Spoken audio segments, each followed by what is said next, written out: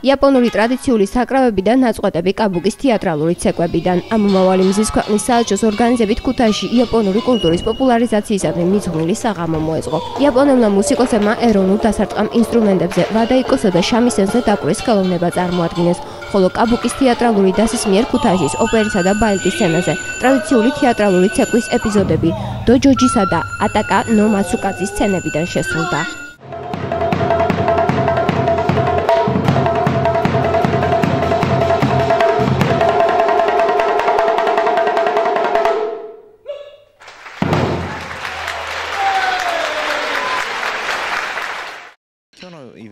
დღეს წარმოვადგინეთ კაბუკის თეატრალური ცეკვები, ასევე წარმოდგენილი იყო ტრადიციული დასარტყამი ინსტრუმენტები, ვადაიკო და სამსიმიანი საკრავი, იგივე სუბარუ შამისენი. დღეს იყო მეორე წარმოდგენა, პირველი უკვე მოეწყო თბილისში და ორივე გამოსვლამ წარმატებულად ჩაიარა.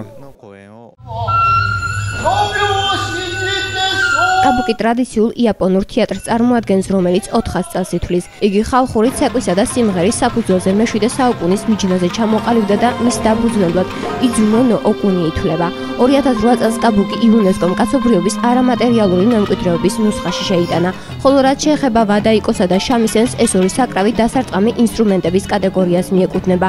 ვადაიკო დროთა განმავლობაში ჩამოყალიბდა როგორც მუსიკალური საკრავი. მისი ძლიერი ხმის გამო იგი თავდაპირველად სამხედრო და საკომუნიკაციო საშუალებად გამოიყენებოდა. შამისენი კი იაპონიაში ჩინური ინსტრუმენტის გავლენით მე-16 საუკუნიდან დამკვიდრდა. ქართველ მაყურებელს პირველად წარმოდგინეთ კაბუკი და ძალიან გაგვეხარდა, რომ ასე აქტიურად გვამხნევებდნენ, არიშურებდნენ ოვაციებს. ჩვენთვის ძალზედ სასიხარულო იყო, რომ მიუხედავად იმისა, კაბუკის წარმოდგენა პირველად ნახა, მაყურებელმა ასეთი სითბო და მოწონება გამოხატა. მე ვუკრავ სუბარუ შამისენზე. ეს საკრავი იმითაა გამორჩეული, რომ იაპონიის ჩრდილოეთით ერთ-ერთი საკმაოდ ცივი კლიმატის მქონე რეგიონისათვის დამახასიათებელია. ეს რეგიონი საკმაოდ გავს საქართველოს. ვადაიკო, როგორც ეწოდება ჩემს საკრავს, მსოფლიოში ერთ-ერთი ყველაზე ძველი დასარტყამი ინსტრუმენტია და მისი ხმა იმდენად ძლიერია, რომ საკმაოდ შორ მანძილზე ისმის. მე მიხარია, რომ დღეს ქუთაისში ვიმყოფები და საშუალება მომეცა თქვენთვის გამეცნო ეს ინსტრუმენტი.